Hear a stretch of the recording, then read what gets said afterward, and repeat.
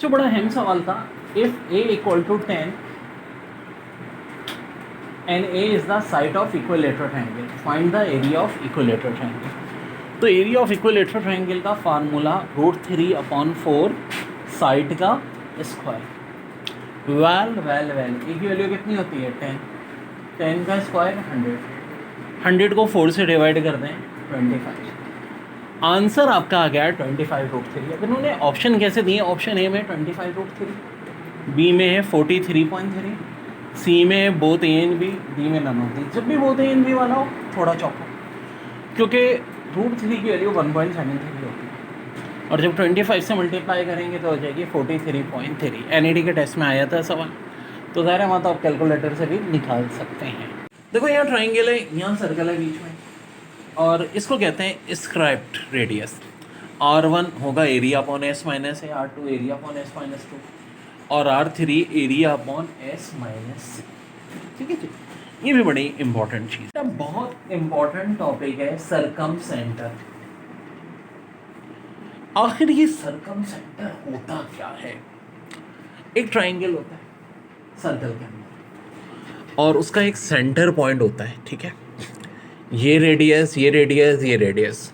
बच्चों मेरी ड्राइंग ही सबसे ज़्यादा वीक है, इसलिए ज़ाहिर है डायग्राम में ये आर सारे इक्वल हैं। ठीक है, एक्चुअल डायग्राम में तो ये आर आर आर, और इस आर को हम कहते हैं सरकम रेडियस। अब इस आर का फार्मूला क्या होता है? तो ये फार्मूला होता है ABC/4 एरिया। ABC क्या होती है? ट्राइंगल की साइड्स, और एरिया ये एरिया ऑफ ट्राइंगल, जिसका फार्मूला होता है square root S minus a, S minus b, S minus c, यानी कि ये फार्मूला। और S खुद किसके बराबर होता है? A plus B plus C upon 2। लेकिन R के कुछ और फार्मूले भी हैं, असल इंपॉर्टेंट तो यही है AB/4 एरिया। लेकिन अगर थ्योरेटिकल एमसीक्यूज आती है कि सरकम रेडियस के कौन कौन से फार्मूले हैं, ऑप्शन ए ये दिया है, बी ये दिया है, तो बी भी करेक्ट है, A/2 साइन अल्फा।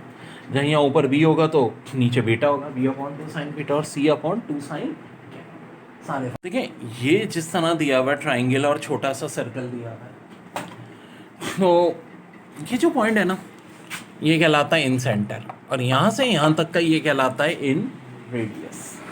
अब एक चीज़ ख्याल में रखो, सेंटर से लेके यहाँ सर्कल के कोने तक है इन रेडियस। कुछ लोग गलती कर देते हैं ट्राइंगल, नहीं, और इसका फार्मूला होता है एरिया अपॉन S। तो देखो इक्विलेटरल ट्राइंगल इसको हम कहते हैं जिसमें तीनों साइड इक्वल हो। अब जब तीनों साइडें इक्वल होती हैं तो कैपिटल R यानी सरकम रेडियस का फार्मूला होता है A/√3। इन रेडियस का हो जाता है √3/6 है। और ये जो हमारे स्क्राइब रेडियस है R1, R2, R3, इन सबके फार्मूले सेम हो जाते हैं, आपस में इक्वल हो जाते हैं, और ये हो जाता है √3/3। अब पेपर में आया हुआ सवाल जनाब, सरकम रेडियस पूछा था, ट्राइंगल इक्विलेटरल दिया था, और ट्राइंगल की साइड दी थी 6 स्क्वायर रूट 3। क्या करेंगे हम? इस फार्मूले में एक ही जगह क्या लिख देंगे?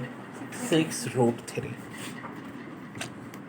√3 ने √3 को मार डाला, आंसर हमारा आ गया 6। ठीक है जी, आंसर आ गया हमारा 6। ऐसे ही प्यास यूनिवर्सिटी के टेस्ट में सवाल आया था, इन रेडियस पूछा था स्मॉल आर, और क्या किया था जनाब? सेम सवाल था, ABC आपस में इक्वल के बराबर था, और A की वैल्यू यही दी थी, क्या दी थी? 6√3, लेकिन पूछा स्मॉल आर था। तो देखो ये हमारा जो फार्मूले का √3 6 है, ये तो वैसे ही रहेगा, A की जगह आ जाएगा 6√3, तो 6 मर जाएंगे, √3 × 3 कितना आ जाएगा? 3 आ जाएगा, और यही हमारे सवाल का आंसर है बच्चों। इसी तरह एक बार सवाल ऐसा आया था कि स्क्राइब रेडियस पूछा था, वैल्यूज़ कुछ इस तरह दी थी, तीनों साइडें इक्वल थी, लेकिन किसके इक्वल दी थी? 4√3 की। अब डायरेक्ट फार्मूला है हमारे पास, कौन सा फार्मूला? ये फार्मूला। यहाँ करेंगे हम √3/2, तो वैसे ही A की जगह 4√3, 4 ने 2 को काट डाला, √3 को √3 से मल्टीप्लाई कर डाला, 3 2 ज़ा 6। जब तीनों साइडें बराबर हों, ABC इक्विलेटरल ट्राइंगल हो, तो R1 यानी स्क्राइब रेडियस, कैपिटल R यानी सरकम रेडियस, और स्मॉल r इन रेडियस का रेशियो होता है 3:2:1। ये बड़ी अहम बात है। एक बार सवाल दिया था कि स्क्राइब रेडियस अगर 30 है तो बताओ, हाँ जी, सरकम रेडियस और इन रेडियस क्या होंगे? तो बड़ा आसान है, 3:2:1 का रेशियो होता है। ये 20 हो जाएगा और ये 10 हो जाएगा। इसी तरह एक बार सवाल आया था कि इन रेडियस अगर 5 है तो सरकम रेडियस क्या होगा, 5 का डबल 10, और स्क्राइब रेडियस 5 3 15। तो बहुत इंपॉर्टेंट बात हो गई।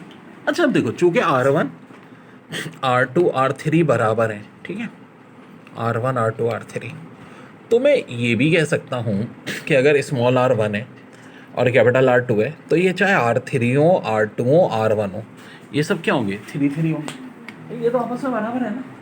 हाँ, स्मॉल r से हमेशा कितने टाइम्स ज़्यादा होंगे, 3 टाइम्स। वेरी